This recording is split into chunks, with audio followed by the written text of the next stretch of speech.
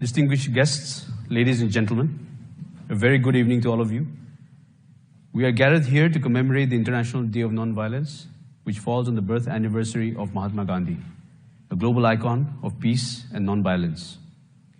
The UN General Assembly unanimously adopted Resolution 61/271 on June 2007 to commemorate this day annually. The universal message of nonviolence and the desire to secure a culture of peace, tolerance, and mutual understanding have been the center of such commemorative events in the past.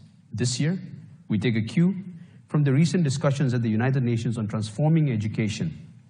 And the theme for today is on how education for human flourishing is critical to achieving peaceful and sustainable societies. And this is in line with SDG 4, Target 7. To begin with, I invite Mr. Birad Yajnik, Director of the Mahatma Gandhi Digital Museum in Hyderabad, for his opening remarks.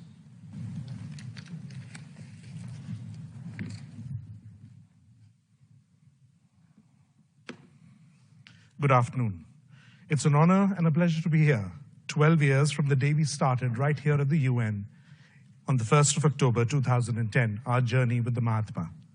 30 cities, 16 countries, and 5 continents later, we can safely assume that we have miles to go before we sleep.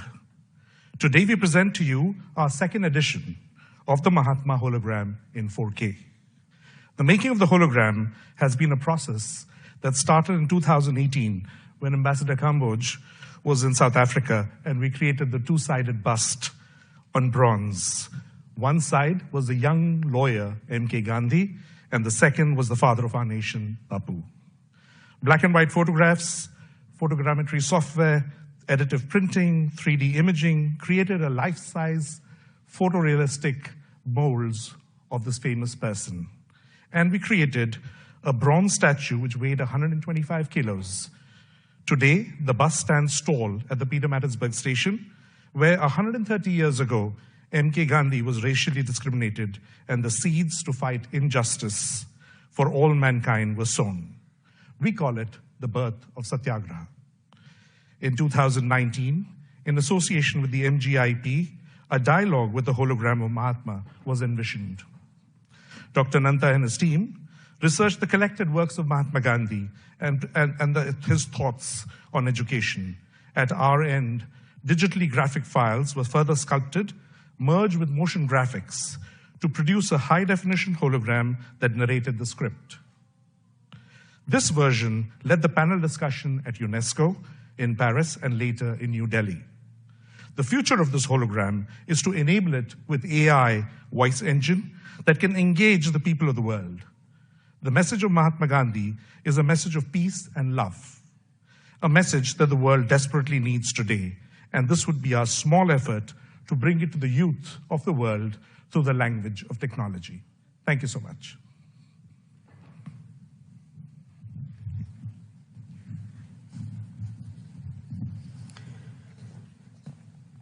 Thank you very much, Mr. Yajnik. I'm as excited as everyone in this gathering today to witness Gandhiji's presence with us. Next, we have a message from the UN Secretary General Antonio Guterres. I will now read out his message.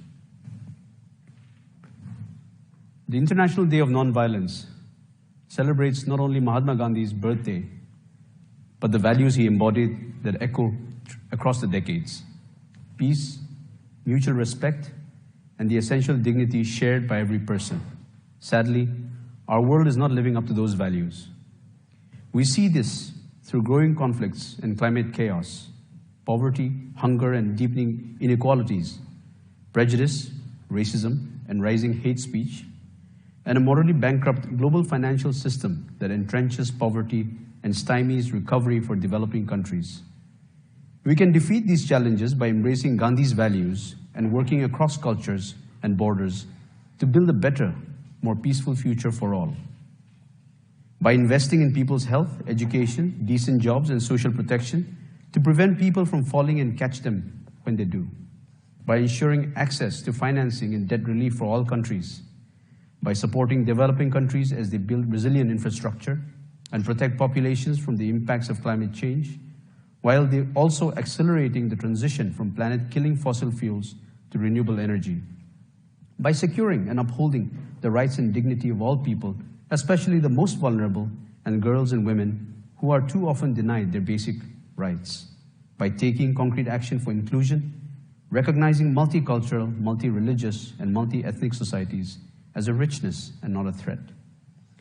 Gandhi's life and example reveal a timeless pathway to a more peaceful and tolerant world. Let us walk this path together in solidarity as one human family. We thank the UN Secretary General for his message to us today. We will now move on to our panel discussion on education for human flourishing. And it is my privilege and honor to introduce today's panel members, and I will invite them on stage one by one. Let me start by inviting the moderator for this session, Dr. Ananta Durayappa, Director of the UNESCO Mahatma Gandhi Institute of Education for Peace and Sustainable Development in New Delhi. Sir. Our next panelist is Her Excellency Permanent Representative of India, Ambassador Ruchira Kamboj. Ambassador Kamboj formally assumed position of Permanent Representative recently, and she is the first female diplomat from India to assume this position. Our next guest has traveled a long way to be with us today, Her Highness Princess Hayu from Indonesia, the daughter of Sultan Hamengkubuwono X of Yogyakarta. She's an expert in digital transformation space, having worked as a software expert in internet banking and gaming. And our final panelist, Dr. Bernice A. King, needs no introduction. She's a global thought leader, peace advocate, and CEO of the Martin Luther King Jr. Center for Nonviolent Social Change, which was founded as the official living memorial to the life, work, and legacy of her father, Martin Luther King Jr. Without further ado, I now hand over the proceedings to Dr. Ananta. Sir. Thank you very much. I'm really excited to be here today. This is the third time we are doing this. And I'm really more excited because this is the first time I'm going to be moderating in a company of three distinguished ladies. And I think we're going to have fun today. And let me start off with some sobering statistics. I say fun, and then I contradict myself by saying sobering statistics.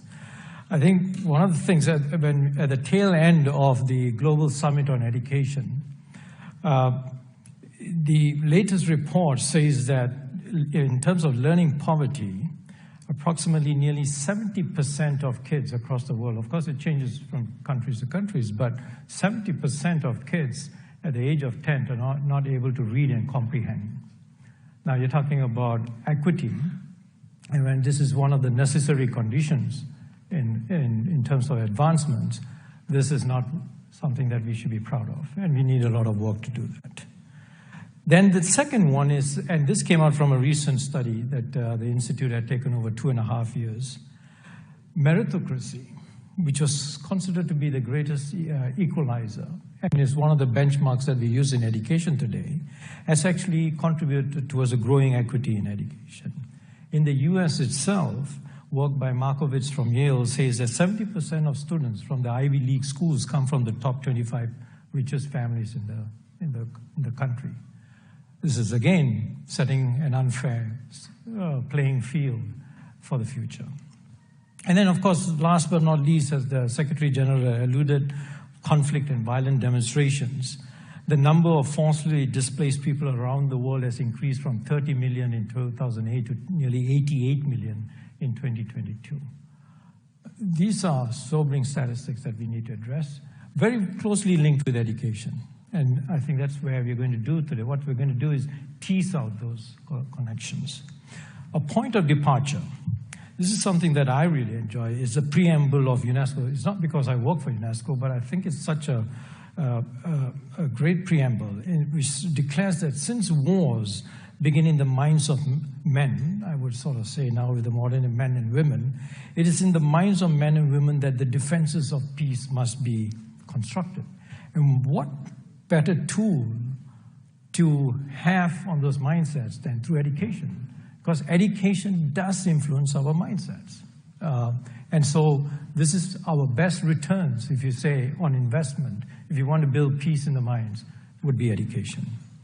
And then Article 26 of the Declaration of Human Rights, which is on education, and I want you all to keep that in the back of your design, is the respect for human rights is fine, the development of human personality.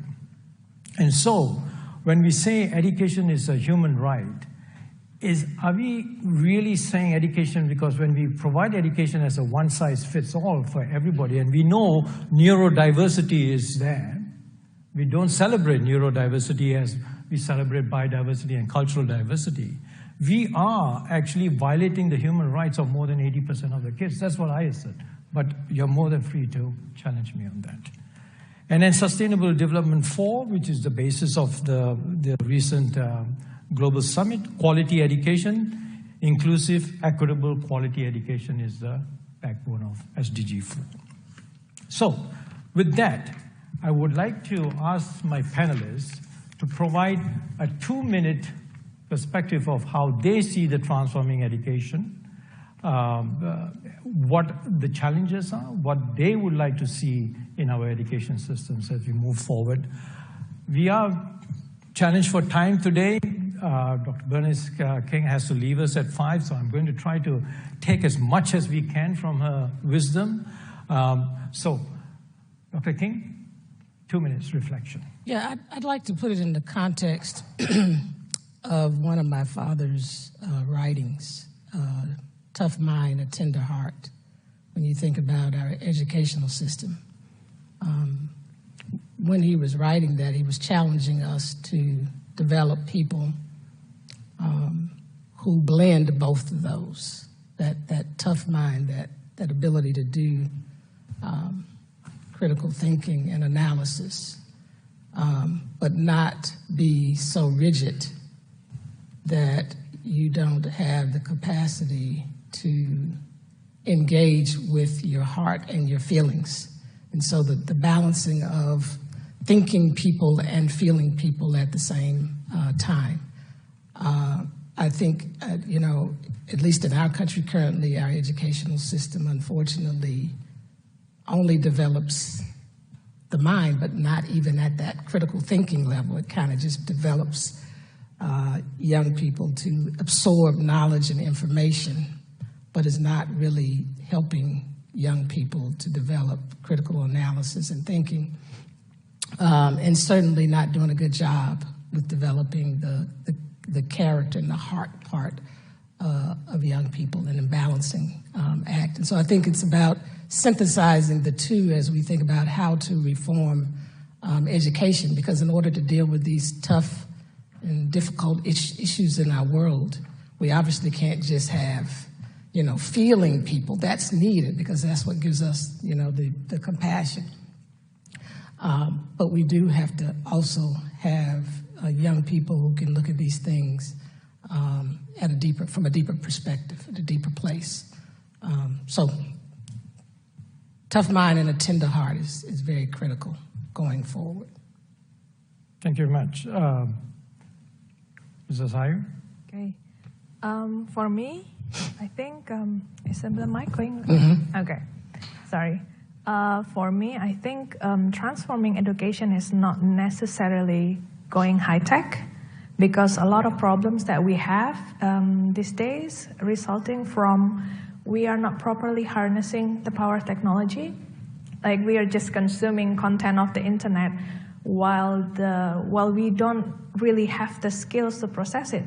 The younger generation or even the older generation is just information just flowing in without the processing, and we don't have we are not equipping them with the capability of applying which one should be applied and which one are better be discarded, like the morality, the boundary. So, and another one is that developing social and emotional skills are largely dependent on the students' support system and environment. I mean, like the simplest thing, like you should throw rubbish in the bin, but if their parents just litter everywhere they want, what we say is not going to matter to them. So support system is also important part of education. And then the other one is that like you mentioned about one-size-fits-all approach, each culture have their own local wisdom that's usually similar to one culture to another, so they are universal. That cannot be forgotten. So that has to be continually taught as well, because otherwise we are just going to blend in and becoming just one identity, and we lose our identity. So that's, I guess that's 3 points that part of transforming education for me. So in a way, you're sort of saying to be cautious that we don't all turn into the bog. I'm not sure how many people are Trekkie fans, but in terms of how they're all linked and think as one. Yes. But, I'm looking at tough minds, tender hearts, and then you mentioned social, emotional skills. But going just beyond the school system, but the total environment support system, I'm assuming you're talking about community, family, and the school. Yes. I mean, like in the Western culture, it's more individual approach. Mm-hmm. Like the achievement of one person is just the achievement of one person. But in Eastern culture, we are tied to our community. Like just one mistake can result in being shamed by the whole family or by the whole villages. Each have their own plus and minus, and I think it's important for us globally that those values are still preserved. So so you're basically saying let's pay attention to context. Yes. Okay, thank you. Ambassador. Well, yeah, okay. Mine is definitely a bureaucrat's perspective, so forgive me for that. I think for me, education should provide access, definitely, equity, quality, and affordability. Also, I think what is very critical for us would be to provide a holistic development of the individual, as also the upliftment and dignity for each and every individual. One point I would like to stress here, Anantha, is resilience. We all go to school, we go to college, and we all get educated, but I wonder how much we teach our young minds, our children, how to deal with the ups and downs. That is also very critical, because much as we would like this to be, life doesn't always dish out the best moments. You have to learn to deal with the ups and downs, and therefore I think education should also be transformative in the sense that you teach youngsters to be able to take setbacks as you also take your successes. So I think that is also very important for me when we talk about education. So I take away emotional resilience. Definitely, absolutely. Which I think is something that most education systems tend to shy away with. I would say, at least talking from a context that I come from, I think it's more on performance, which is excellent, definitely on quality, equity, affordability, access, all of that, and that is very good. And now it is also upliftment of everybody and providing dignity and opportunity to all, but also teaching resilience. I think that is also very important. Okay, great. So we've heard three actually quite converging perceptions and wishes and expectations. Let's see what Gandhiji has to say. And this was, 70 years ago or so, 80 years ago. Can we have Gandhiji come in, please?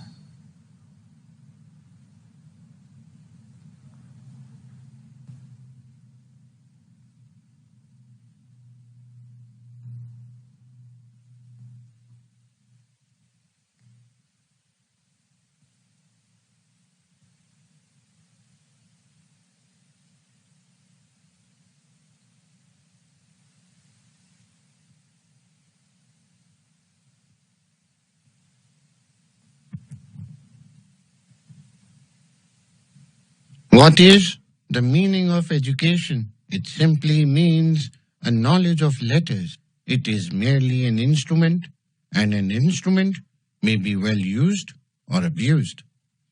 The same instrument that may be used to cure a patient may be used to take his life.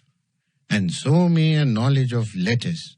The real difficulty is that people have no idea of what education truly is.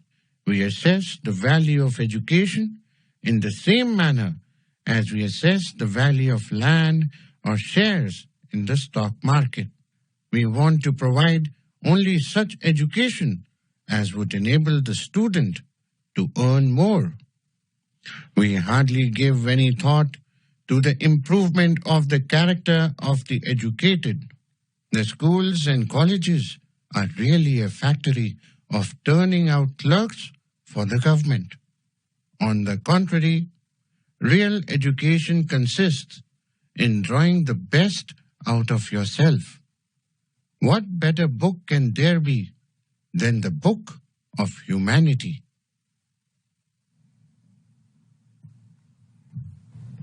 Wow.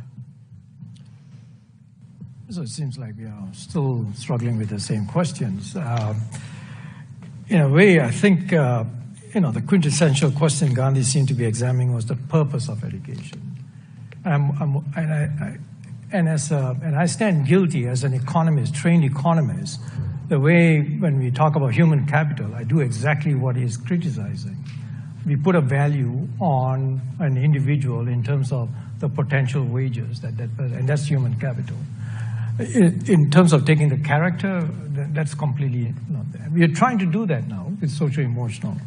But let me pose this question to Ambassador Kamboj. India has just started implementing its new education policy. It took a long time. We were part of that process. Give us a couple of insights how you think the NEP addresses some of Gandhi's aspirations, the purpose of education. And does the NEP explicitly state the purpose, or does it already assume that we know what the purpose is, and it's about the three fundamental variables in SDG 4, access, quality, and equity? No, thank you for that. Well, it took some time in coming because anything good takes time. But I think we've got it right because since it was introduced in 2020 in India, the new education policy has, I think, won acclaim for being well thought through and very comprehensive. In as far as Gandhiji and the new education policy is concerned, I think Mahatma Gandhi was very big on holistic education, something that you raised also, and also education for the upliftment and dignity of all. Now let's look at the new education policy and where it takes us. Now, holistic development is reflected in the new education policy's approach towards a multidisciplinarity. And there is an emphasis on holistic development across the sciences, social sciences, arts, humanities, and sports for a multidisciplinary world. So that is, you blend the aspirational goals of students with the values, the systems and traditions that have been a part of the rich legacy of India. The objective is to ensure the unity and integrity of all knowledge. And the second aspect is that our new education policy lays special emphasis on the socially and economically disadvantaged groups, what you call the SEDGs, right?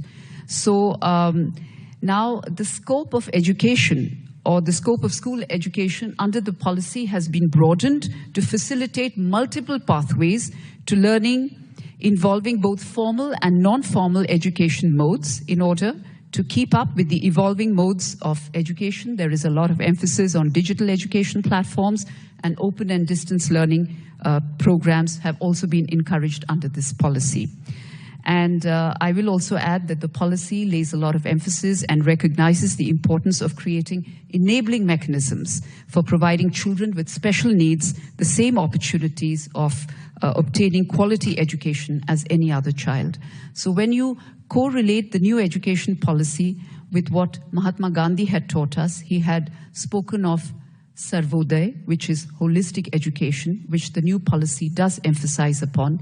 And he had also spoken about Antyodaya, which means uplifting the most backward and ensuring the dignity of one and all, which very much also chimes with what the UN SDG goals say about the need to dignify all and about the need of leaving nobody else behind.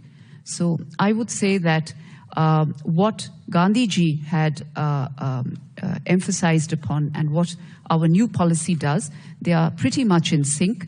And also importantly, I think the new education policy is rooted in tradition, in the rich traditions of India, while at the same time being very forward-looking and progressive.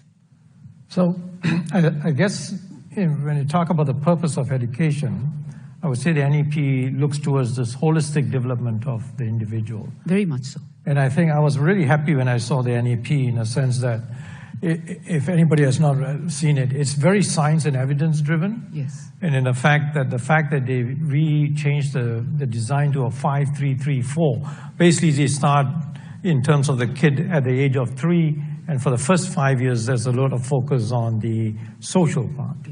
And then they start introducing the more academic parts, and that's basically in sync with brain maturation coming out from the neuroscience. So I was really excited. Also a lot of emphasis on the early years. Yes. Because the early years are the crucial years. So the new policy also lays a lot of emphasis on the early education years, laying a rich foundation for a child, any child. And socio-emotional is a big part of that. Very much so. That is why I emphasized that in my opening statement also. Dr. King,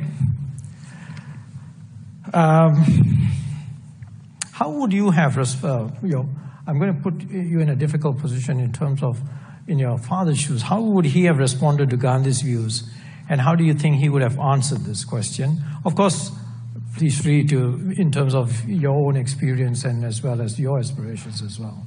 How do you think he would have answered that? Well, I'm going to use his words and then I'll share mine. When he was 19 at Morehouse College, he wrote in their newspaper there about education. One of the things he pointed out is the chief aim is to save people from the morass of propaganda. And then he went on to talk about education must enable one to sift and weigh evidence, to discern true from false, real from unreal, and the facts from the fiction. And then he said the function, therefore, is to teach one to think intensively and critically. But if it stops with efficiency, it may prove the greatest menace to society. This is the part that I particularly like, because he says the most dangerous criminal may be the one who's gifted with reason, but with no morals. And then he went on to say, we must remember, and this is his favorite, one of his most famous quotes, we must remember that intelligence is not enough. Intelligence plus character is the true goal of education. The complete education gives one not only power of concentration, but worthy objectives upon which to concentrate. The broad education will therefore transmit to one not only the accumulation of knowledge of the race, but also the accumulated experience of social living. And then he concluded by saying, if we're not careful, our colleges will produce a group of closed-minded, unscientific, illogical propagandists consumed with immoral acts. And then he said, be careful, teachers. You know, I don't think I'm going to say anything different than what she has brought up and what Gandhi has brought up in terms of educating the whole person. I think that is so critical. You know, when I look at society today, we are not creating minds and I won't say individuals who have the capacity to have the courage to question, to analyze, to think through all of the information that we are bombarded with on a day-to-day basis. And we have to prepare students to do that, especially today. When I was growing up, there wasn't as much information to sift through, to analyze. But in doing that, making sure that we are preparing kids to be young people to be properly grounded as they sift through that information. That they do sift in a way that they can begin the process of developing a greater understanding and appreciation for the collective, and protect our young people from this groupthink, you know. So often it looks to me like we are trying to prepare everybody to think from the same sheet of paper, to sing from the same, you know, sheet of paper, one note, no harmony, not allowing people to have a voice in the say that may be different from the majority and the popular, because Dr. King challenged us in that way, that we would be able to make decisions in a manner that may be different than the popular opinion, but it comes from a place of conscience. And so how do we nurture and develop, you know, young people to think from their place of conscience? How do we incorporate that in the educational experience, but for allowing them to be nurtured and developed to explore, you know, different thoughts and ideas? You know, when my father developed his nonviolent philosophy and methodology, he was raised in a Christian home. But he studied many religions, he studied many theologians, he studied many philosophers, and he allowed himself to be engaged in critical thinking as he read and extracted things that he felt were universal truths for humankind to develop his nonviolent philosophy, to further carry forward the work that he, you know, used the methodologies from Gandhi. And so I think all of that is important in education, that we do encourage young people to explore those texts, those ideas that may even be foreign from what the context is of what they have been raised in, and to see how do you synergize, how do you synthesize all of this into a whole that will help humankind as a whole. And so, you know, those are my thoughts. So I'm going to ask this question, and all three, I'm going to get a quick response, is that we seem to converge here in which we say what's needed. But the school systems are resisting this. Mm-hmm. They don't allow dialogue. It's about mechanization. We go to school to prepare for exams. We don't learn for the sake of learning. We learn to pass exams. Right. Because exams are what's needed to give us the kind of jobs and stuff. And I wanted to keep this quote of your father's till the end, but I find this such a great. I will quote Martin Luther King is, "I too often find that most college men have a misconception of the purpose of education. Most of the brethren think that education should equip them with the proper instruments of exploitation so that they can forever trample over the masses." And I think that's exactly what our education system is. I always say it's the best predatorial training system. So how do we change that? The Secretary General says reboot. But when you reboot, you go back to the original system. It's just that we got stuck and we are going. So do you think we need a reformatting of the education system, a completely new system? How? I would like to get quick responses from you before we introduce Gandhi again. Me. Let's go for you, and then I'll go. Sorry. Sorry, was that, what was the question? I know I've gone off the track. I always tend to do this. But I thought it was so interesting because I think we are converging as a group, and it always happens. We all agree. Yes. But the thing is, the system doesn't change. And so I'm sort of saying, are we stuck in a system? How do you want to change it? How do you kick the system? How do you really reformat the system? Because the rebooting is not going to do anything. Well, for me, how do I say it?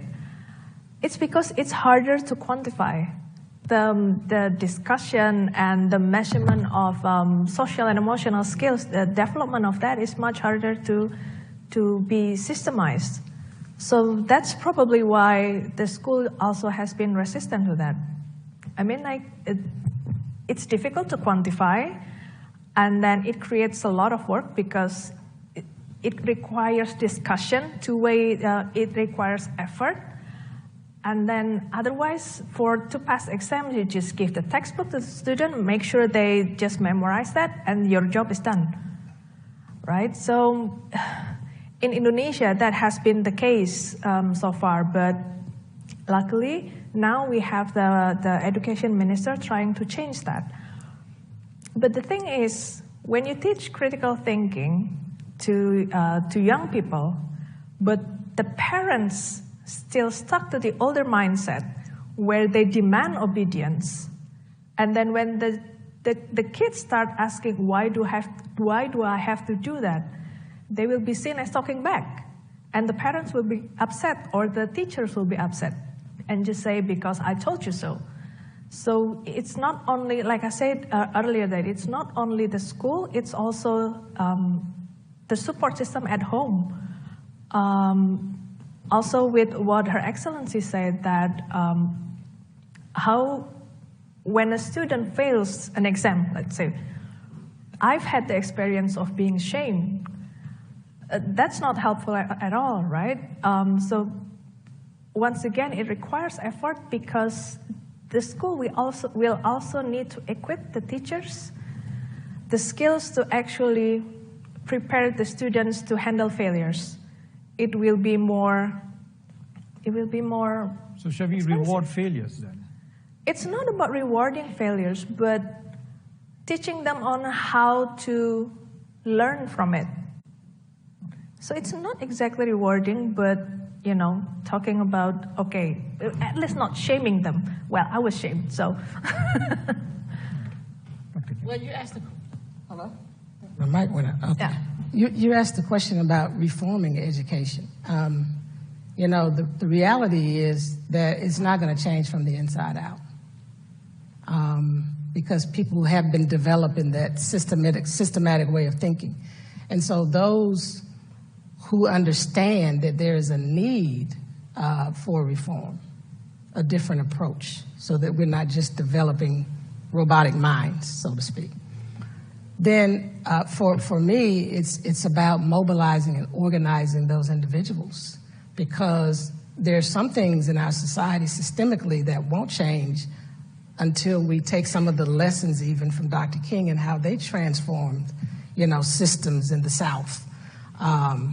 That means being able to embrace, the whole nonviolent approach to reform. There has to be a resistance to what is currently happening. People have acquiesced with the system, and most kind of put their hands up and say there's nothing we can do, or we try to do these little tweaks here and there.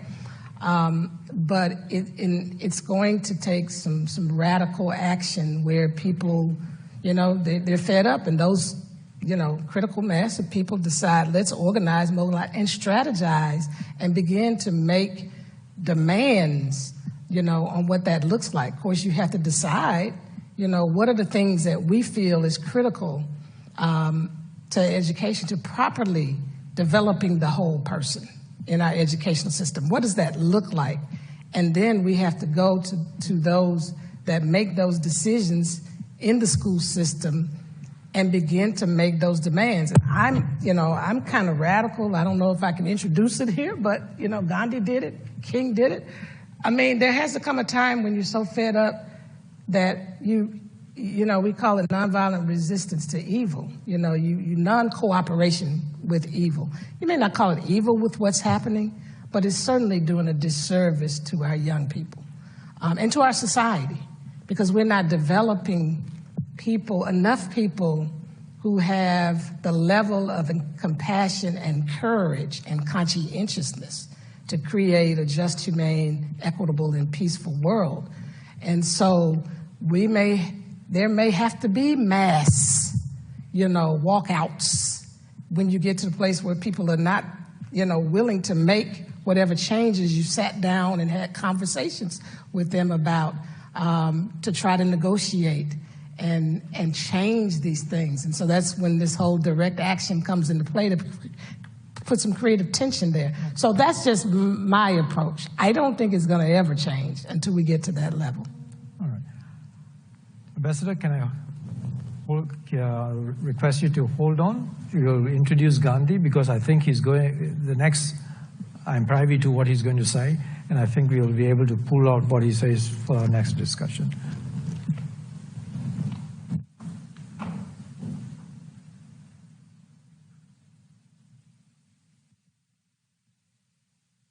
Professor Thomas Henry Huxley has thus defined education.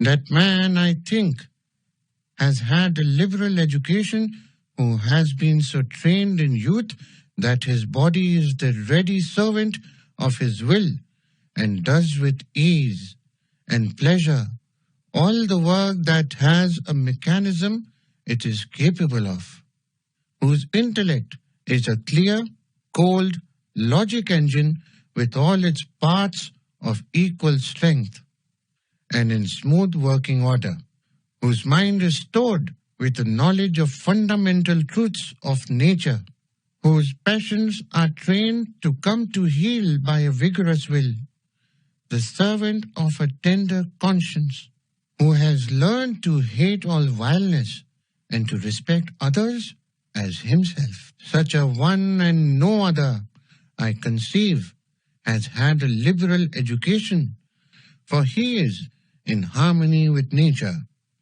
He will make the best of her and she of him. Literacy in itself is no education. Literacy is not the end of education or even the beginning. By education, I mean an all-round drawing out of the best in the child and the man, body, mind, and spirit. By spiritual training, I mean education of the heart. The training of the spirit is a thing by itself. To develop the spirit is to build character and to enable one to work towards self-realization. And I hold that this is an essential part of the training of the young, and that all training without the culture of spirit is of no use and might even be harmful. Literary training by itself adds not an inch to one's moral height, and character building is independent of literary training. Literary education should follow the education of the hand, the one gift that visibly distinguishes man from beast.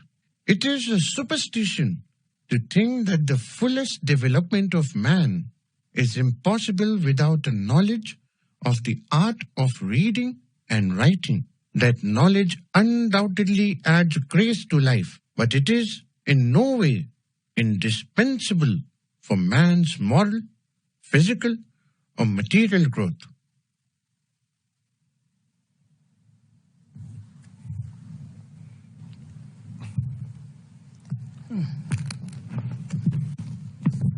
My takeaway from that is what Gandhi is saying is literacy is necessary, but is not sufficient. And it really focuses on the character development, morals. Now, my question is, and continuing on that trend, is that if you go to any school, any education system around the world, they do have moral classes, value classes, and so forth, civics classes. But yet, coming back to the preamble, in terms of building the mindsets of peace, it doesn't translate into actual behavior. Ambassador, you're in the UN headquarters, you're there out in the negotiations, different countries, different across this. Do you see this mindsets of peace? And the reason I ask that is that most of us at this level are going to be influenced by the education systems that they've gone through, right from K-12 to universities, and most probably most of the negotiators are very highly educated. install that peace mindset, so that they start from a position of peace rather than from a position of us versus them in terms of what we can get from them versus what we can give in terms of, instead of the bargaining, it starts from peace. I think you've raised a very difficult question. You know, I don't think it's easy to find an answer to that. And in the question, I sense an assumption that all of us who are here are not already wedded to the cause of peace. Of course we are. I don't think anyone who is here doesn't come from that mindset. All of us come from different backgrounds. The education system is different in different countries. And I think in every system that I know of, at least I can speak of my system, there is a huge emphasis on academic excellence also, definitely. But there is also a large chunk of education that is devoted to moral character, as you yourself raised. So it is the assumption that all of us who come to this mecca of multilateralism, that is the United Nations, we automatically bring all of that here. We bring the academic excellence and all of that, but we also bring a certain mindset that is automatically geared towards peace. Because after all, when we are here at the United Nations, you do believe that this whole system was created to ensure that there is lasting peace, that there is sustainable development, that there is respect for human rights. So I think this is a beautiful multicultural setting and atmosphere. And I think one of the things that we learn here, and I was a younger officer here too, is that you learn to deal with each other despite the differences, despite the divergences, which are very often there. You spend long hours talking, negotiating, discussing, despite the divergence. And I'm happy to tell you and everybody else in this room that despite all of that, we do reach consensus more often than not. Of course, there are times and occasions when we don't agree, and you could say that today there is more of a polarization than perhaps in the past. But that is the nature of the beast. I hope I've answered your question. So, and I'm going to follow up with a question, is some of the latest findings from some of the neurosciences in terms of the makeup of a human being is that we are born, or we are neurobiologically born to be kind. But the systems that we have established tend to counter this natural aspiration to be kind. Children, they have shown again and again, children, when they do experiments across cultures, so one in Europe, one in Japan, and so forth, where they found that kids tend to want to help us, naturally. But then over time, that starts to wade off. And then other things tend to come into place. I'm not saying that the education system is to be blamed for all this trend, because there's, like Princess Ayu has said, the support systems tend to contribute towards that. So how do we nurture this inherent quality of kindness that somehow or other we tend to lose over time? And to sort of say, the immediate reaction we were talking today is one of suspicion rather than not of suspicion. One of the immediate reaction is, oh, how can I help somebody, rather than, oh my God, what's that going to mean for me, and stuff like that. So that immediate, the so-called three Fs of flight, fear, and fight change to just KKK, which is kindness, kindness, kindness. So how do we kind of instill that and maintain that natural tendency of children in our school systems? Dr. King. Well, as she said, it's very difficult. There are two things, though, that I feel are very important, and that is experiential learning.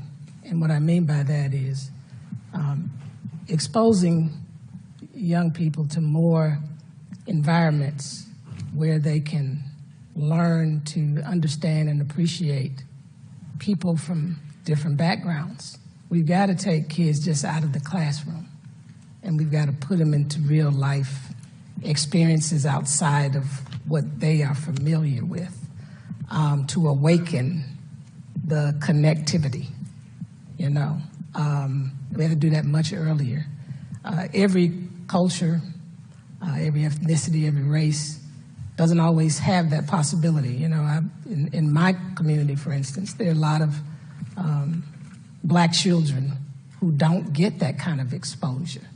So they're learning in class, coupled with what happens in media, depictions, you know, develops certain things, and what they see around them develops certain things inside them. So that suspicion, that fear, that, you know, defensiveness that which we approach the world because there's a lack of trust, that there's care and kindness for our community.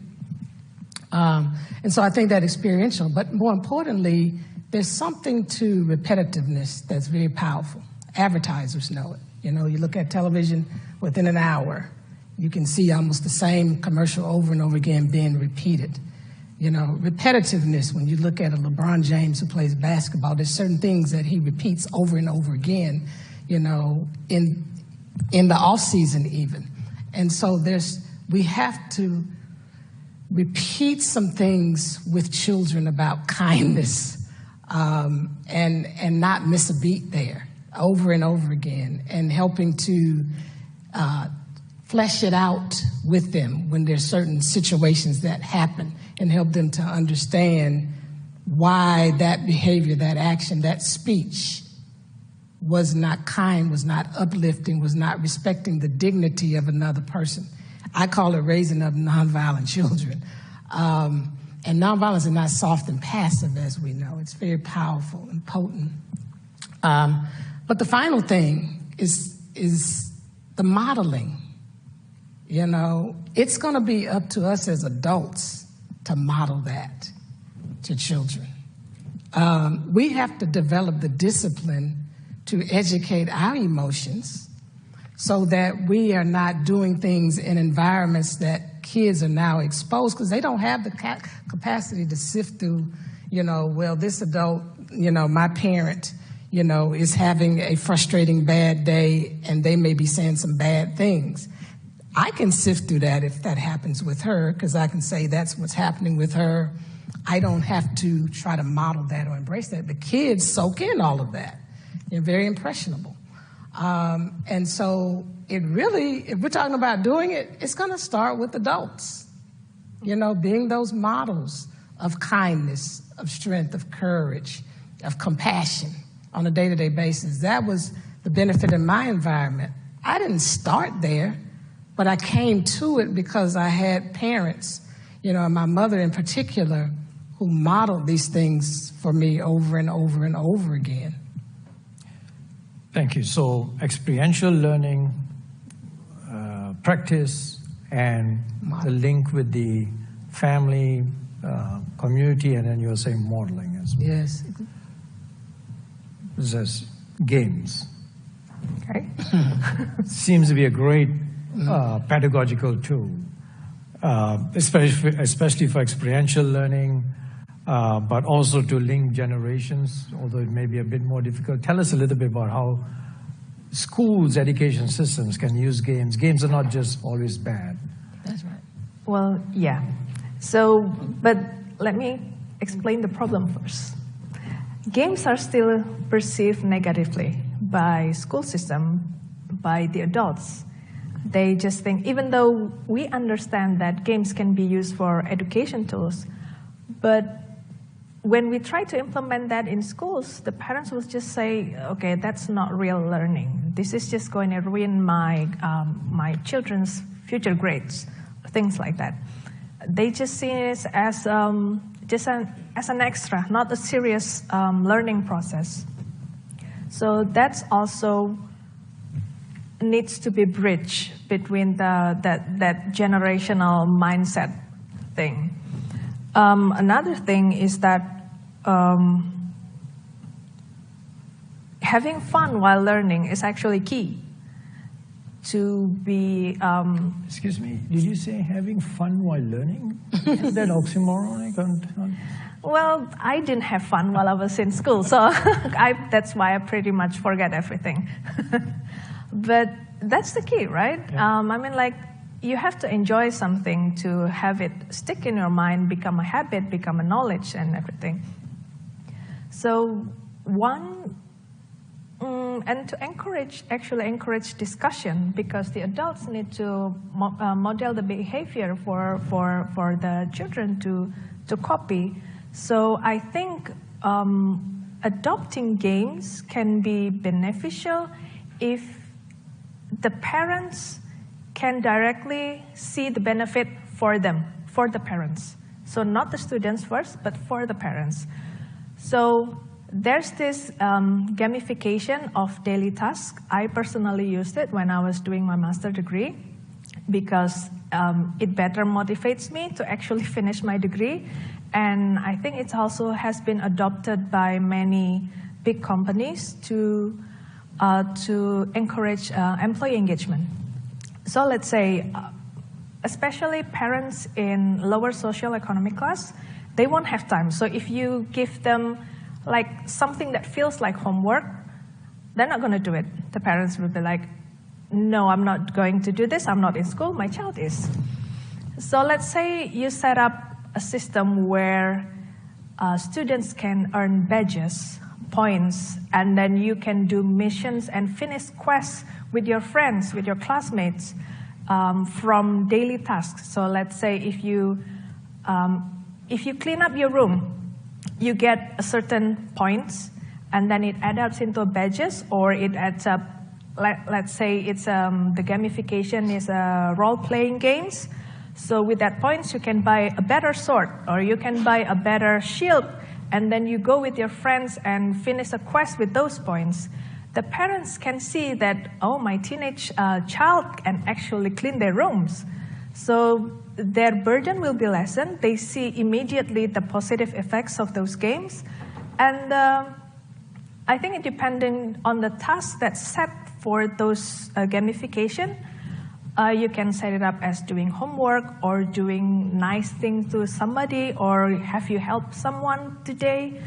I think that will be also beneficial for the student. Great. So I'm going to ask Dr. King one take-home message, and then I'm going to let you go. She's calling. I know one take-home message, and then we'll continue with the discussion from this so far. Tell us something before you have to leave. I don't know what else to say. You know, I think everything that we're talking about today is really about cultivating a different way of thinking in our culture so that we can begin to develop young people to become leaders that can really create the just equitable, peaceful, and nonviolent world that we want. And, you know, I think that there's a lot of work to do, but in order to get there, I'm just going to reemphasize this, we're really going to have to think about how to create some tension. You know, I just want to reemphasize that because I think it's so important. I think we've kind of accepted things as they are as a whole. You know, when I talk to people, they feel helpless, they feel hopeless, even though they're working on different things. So my message is what my father said. We have to learn how to organize our strength into compelling power so that we can find greater solutions that will help us create systems and structures that work for the whole. Because right now it works for a select group of people, honestly. Everything is built around those select group of people in our world. And so the people have got to find a way to collectively create nonviolent campaigns to make the system work for everyone. Because our educational system in probably every country works for a select group of people. We're outputting certain individuals certain ways because of the few people. And so, you know, that's the only thing that I can add is that we really have to look at, the hard work of what Gandhi did to resist things in India, what Dr. King did to resist things here in the United States of America, if we want to see transformation, because that's the key, transformation in our educational system. And we can't forget the third apostle, Nelson Mandela, had also very similar thoughts on education as well. Thank you very much. Thank you. We're sorry to lose you so early. I apologize. I have to catch a flight, so because of the adjustment of time. So thank you all so much. Thank you. It's an honor. But we're not going to stop, you two. Okay. We've got a few more minutes. We got the third act of Gandhi yet. So let's call Gandhi in again for the third time, and that will be his final statement. And he talks, I think, in terms of going from national to global citizenship.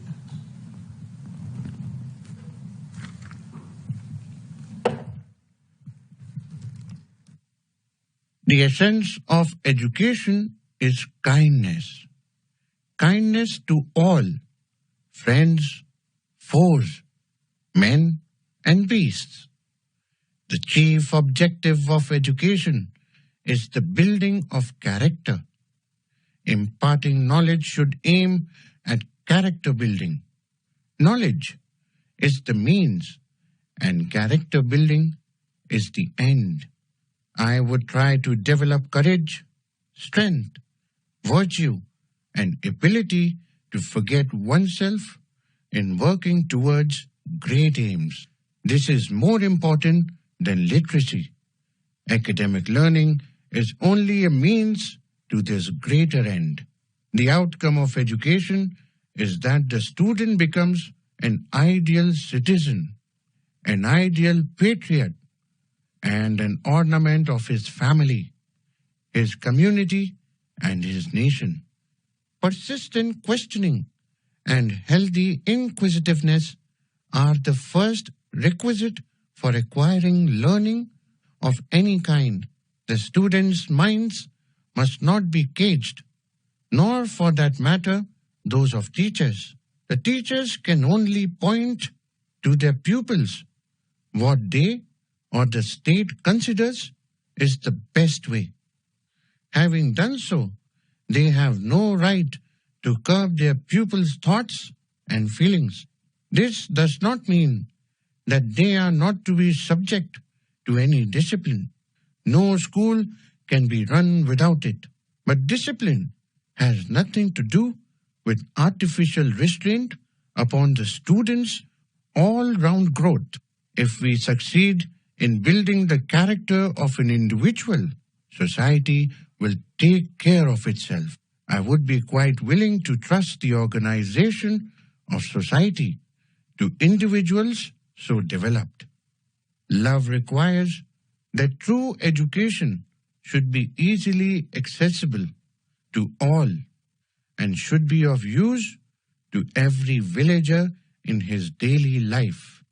The emphasis laid on the principle of spending every minute of one's life usefully is the best education for citizenship.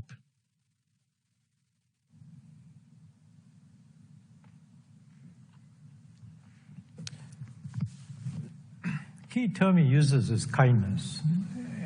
Emphasizes kindness, and I think kindness. We put it under soft skills. I put it as hard skills because it's one of the toughest competencies, if one can use the term competencies.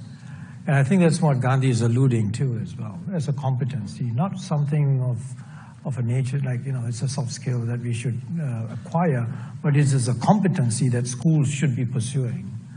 At the Institute, our vision is building kinder brains because we know that those neural networks can be built. I remember seeing a TED talk by this very famous neuroscientist called V.C. Ramachandran of the phantom limbs, and he coined the term Gandhi neurons. And at the Institute, we sort of say, how do you fire Gandhi neural networks. So talking about kindness is not going to make somebody kind. And I think one of the take-home messages that I think Dr. King would have given to us is experiential learning, is to do it. So let me put this question to you, Ambassador. There's an old Indian saying, and Gandhi was talking about citizenship, and I hope I do justice to the pronunciation, Vasudeva Kutumbakam. The world is one big family. But the way that we see what's happening, we seem to be more divided. We seem to have actually gone into our own little spheres rather than, and I'm sure climate change is saying that, hey guys, you live on one little, what we call the blue dot, like Carl Sagan's famous saying. And we are fighting over resources, we are fighting over land. Well, when you see from space, you're so humbled because it's so small in the cosmos. How do we nurture this notion of kindness towards oneself, as well as kindness to others, as well as kindness to other sentient beings, and kindness to the planet? Well, you know, I'm very happy to say and tell everyone in this room that my country, India, not only espouses that philosophy, but we actually live it also. Now, let me give you one very quick example. The last 2 years have been dreadful years for all of us, for the entire world. And my country, India, actually walked the talk when it came to espousing the philosophy of the world being one large family. And how did we do it? Let me give you two very small examples very quickly. First and foremost, the vaccine. Can you tell me, Anantha, who was supplying vaccines to the world, to the small and vulnerable countries? My country supplied 240 million doses of COVID vaccines, vaccines made in India, vaccines invented in India, to all countries across the globe. India was there, and that was a walking, talking manifestation of the whole world being one family. That is kindness. You've been talking about kindness. Gandhiji has talked about character. I talked about resilience. Well, we did it actually. That is one example of kindness. We could have also taken the ground that we have to first take care of our own people, which we did. But at the same time, we demonstrated a kindness and an altruism that I think has been acknowledged by one and all. Just last week, we did a function at the United Nations, and many, many countries acknowledged that India supplied vaccines to them at their worst hour of need. So that is kindness for you. Similarly, we've been a very reliable first responder in times of crises, not just in our immediate neighborhood, not just in the immediate neighborhood of India, but also in lands far off. That is again an example of the world being one family, where you extend a hand of kindness and help to those in need. So difficult as it may seem, daunting as it may seem, not easy as it is, there are countries, there are individuals who practice a kindness in today's very difficult world. And I think when you talk about change, you asked how do we ensure that, you know, the child who is kind, that kindness runs through for the whole of his life. Well, I think you have to acknowledge kindness, you have to recognize kindness, and you have to value kindness. So think about it. So we have to celebrate kindness. I would say acknowledge, recognize, reward, and yeah, celebrate also. Yes. Because one of the things that we did at the Institute is that when we see every day in media, it always sensationalizes all the negative parts, whereas all the acts of kindness are never recognized, acknowledged. And so we had this whole kindness campaign where we collected, and the youth were really instrumental in collecting and sort of saying, not just their acts, but what they see as acts of kindness by others. And I think that there is hope for humanity. I think there's a lot of hope for humanity, and forgive me if I draw your attention to my country again, but there have been millions of other instances by others. I can only speak for my country. That was kindness, that was altruism, and that was truly walking the talk when you really think that in this compacting and shrinking and globalized world of ours, we need to bring solutions to common problems. There are many common problems, and we deal with these common problems here, particularly at the United Nations. Climate is a common problem. Terrorism is a common problem. Pandemics is a common problem. Poverty is a common problem. Education is also a problem. So you need to work collectively towards this, and you need more countries walking the talk, and you need more recognition, acknowledgement, and maybe celebration of that. Princess?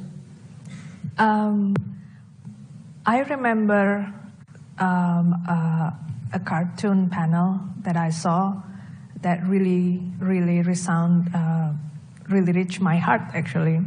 So it's there was a drawing of a homeless man, and then two set of parents with their child. One of the parents said that you have to study well so that you don't become like him in the future. The other mother said, you have to study well so you can help people like him in the future. So that reminds me, my parents, being the Sultan and the Queen, they realized that as a public figure, there will always be people who don't like them, right? So they really drive their teaching to us that we have to be kind even to people who don't like us. And like you said, it's a hard skill. My instinct, when someone doesn't like me, I just want to be petty to them, right? So it's really hard skill. But now that I have a 3-year-old, I try to keep in mind that the second set of the mother and the child, that when you have to model, like what Dr. King said, that you have to set a real example for your kids, like my parents did for me, does for me.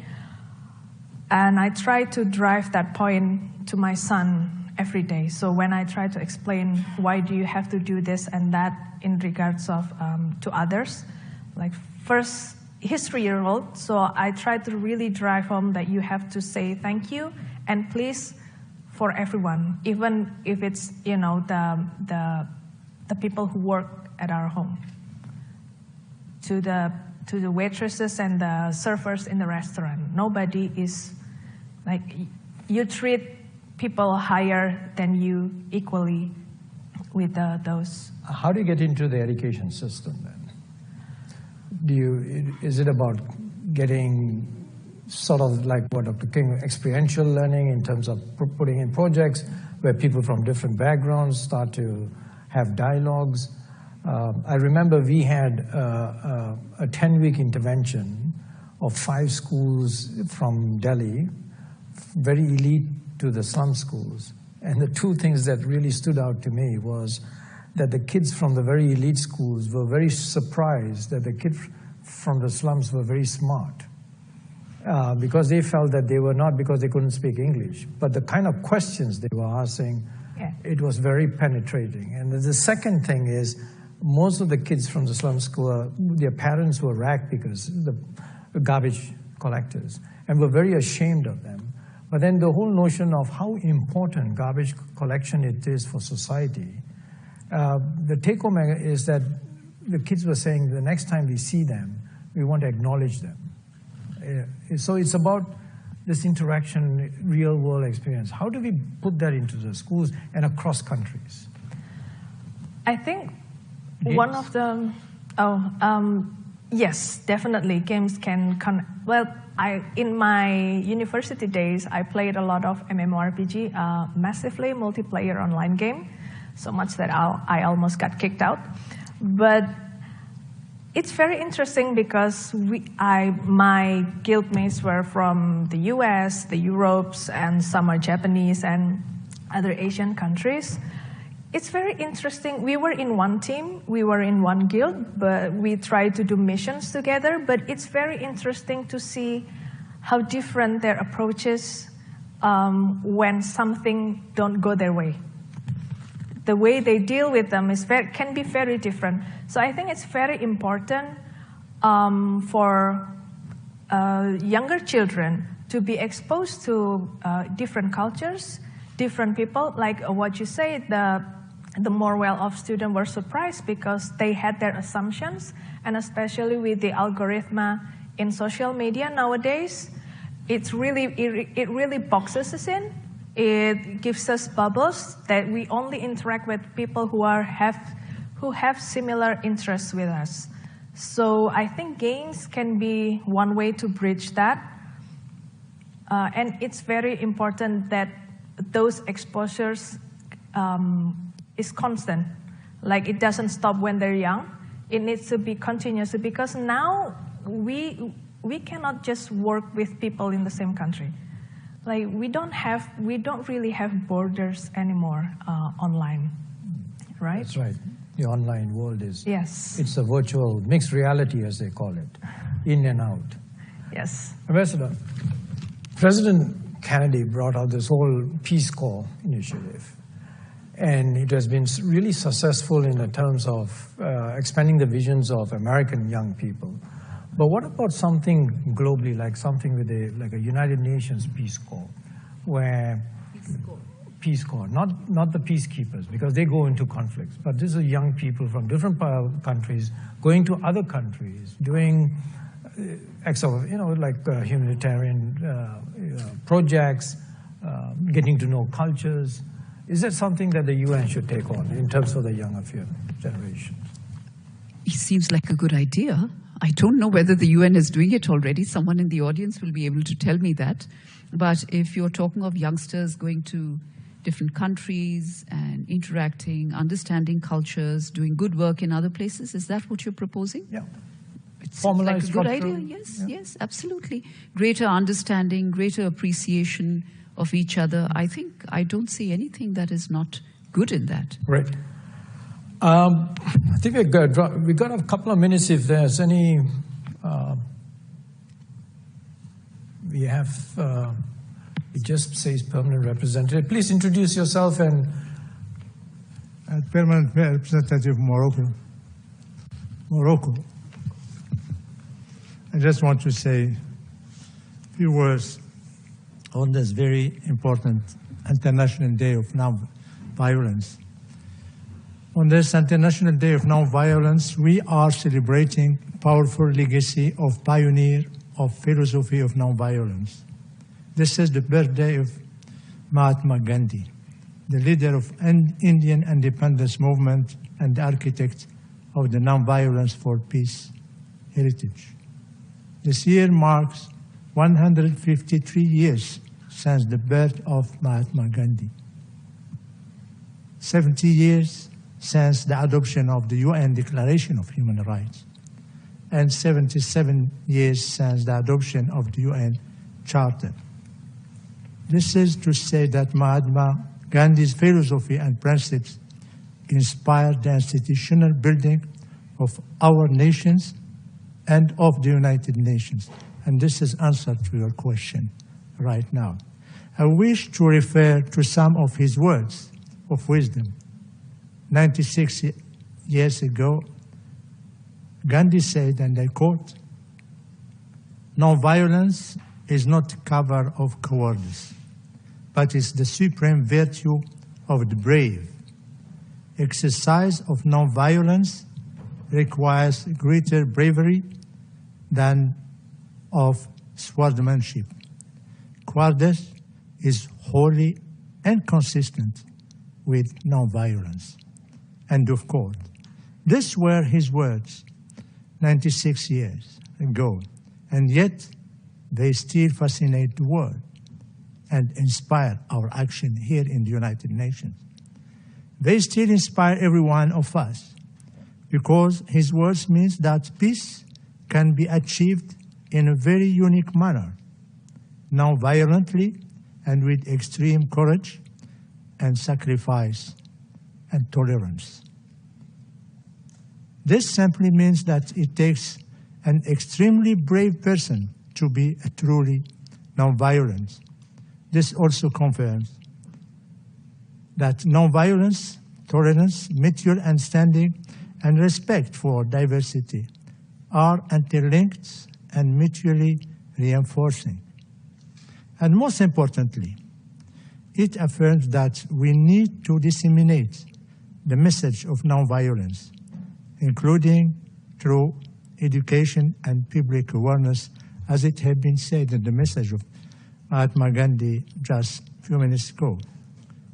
We must attach a fundamental importance to education, which is considered to be a key element in ensuring the mutual understanding and promoting peace and fighting against the scourge of discrimination, hatred, and extremism.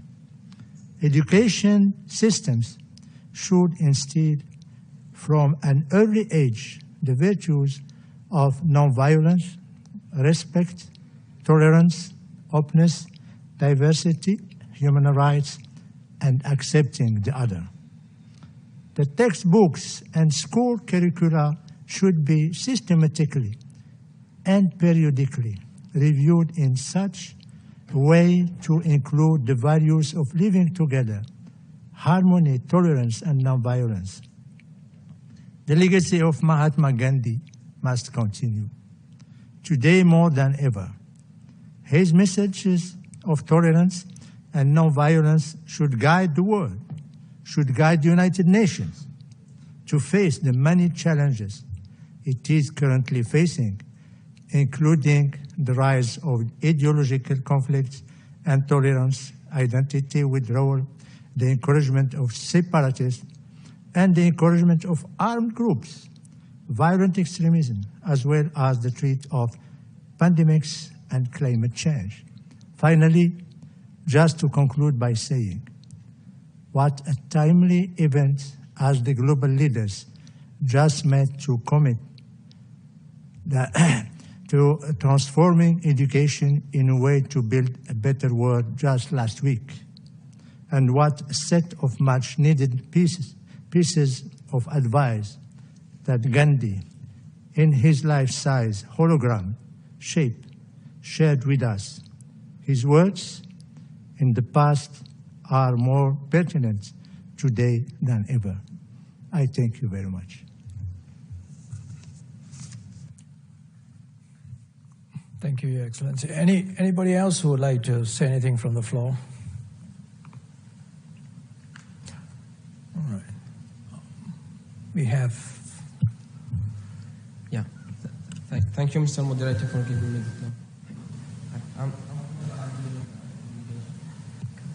For Mahatma Gandhi, a real education had... This one, okay. Thank you, I will use this one.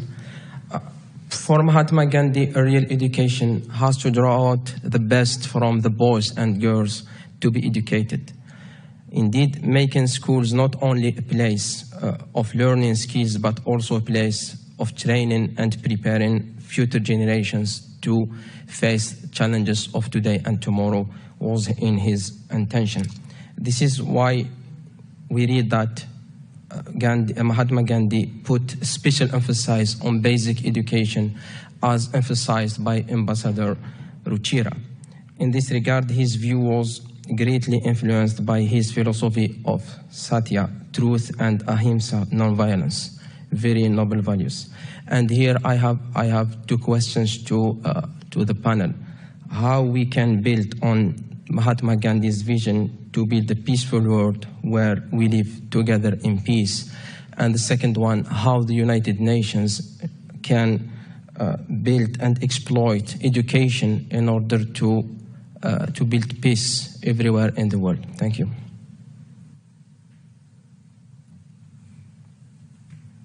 So we have two questions which tend to kind of resonate with what we have been talking about. And I think if there aren't any other questions or statements from the floor, I would like to ask my esteemed panelists by saying your last key take-home message, but I think it will address those questions that were put forward. Sorry, so is it addressing the question or? In the process of... Oh, okay. So where I'm from, in my ancestors, the first sultan has a saying, Sangkan paraning dumadi, which means that we all will come back to, we will all return to our Creator. And when that time comes, the only one who can judge us is God. I mean, we cannot vouch for someone else's good deeds. Even our own good deeds might not count for God. So what's within our control is only how do we treat others during our time in this world. So once again, let's emphasize to be kind with each other. And with all the climate change, the conflicts, even the supply chain disruption, I think it's very obvious to see that we are highly dependent on each other globally. So we have to learn to work with each other to have a hope to survive as a humankind. That's my point. Thank you, Ambassador. Well, my takeaway would be a holistic education. A holistic education, and I think that ties in with what you've been saying. A holistic education that emphasizes not just on academic brilliance, and while that is also very, very important, but also an education that builds character, as we just heard, an education that teaches resilience to take life's ups and downs, and also, I think, an education that teaches us also to be kind. So I would say holistic education, which is basically what the new Indian education policy emphasizes upon. Thank you. I hope that answers your questions, and I think we're kind of drawing time. I'm not going to try to summarize it, but I will sort of say three things. The first, and I want to focus on competencies because we talk about education in a very broad sense. We tend to be working with students in the education, so I talk about competencies. And the first one, I think, has been emphasized again and again, critical inquiry, which means reflect. The second is empathize, which means to understand the other, not from your perspective, but from the other's perspective. And then the third is be kind. So reflect, empathize, be kind is the automatic competencies that we hope with every kid, with every action, following Newton's reaction. The reaction is reflect, empathize, be kind. Then the second is, I'm a science fiction freak, so I take it from the recent Star Wars trilogy. Kindness is the way. It's not about be the force be with you, but kindness is the way. And then the third, I had a third, but it's kind of slipped my mind. Thank you very much. Had a great time. And I hope you had a great time. We're going to improve, as always, technology is improving, and I've just been told by a very young colleague of mine who's working on AI that we can actually reproduce Gandhi's voice from a very noisy archive of his different talks, which we were not able to do just 2 years ago. But apparently the COVID, they were sitting in their back rooms and in their garages and improving the AI technology, and they say they have it. So hopefully we will produce a better one, and we continuously strive. And we hope to, I hope you enjoyed today evening's event. Thank you very much. And I want to thank my great panelists. They were really, I went off script a couple of times. They didn't throw bottles at me, so thank you very much. Sorry? Oh.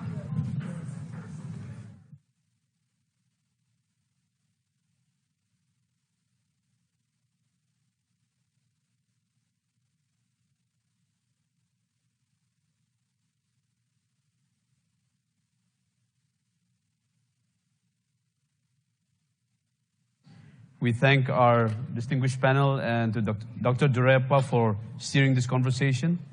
We hope it was both educative and entertaining. And on behalf of the Permanent Mission of India, I thank everyone for joining us today. Good night and have a great weekend.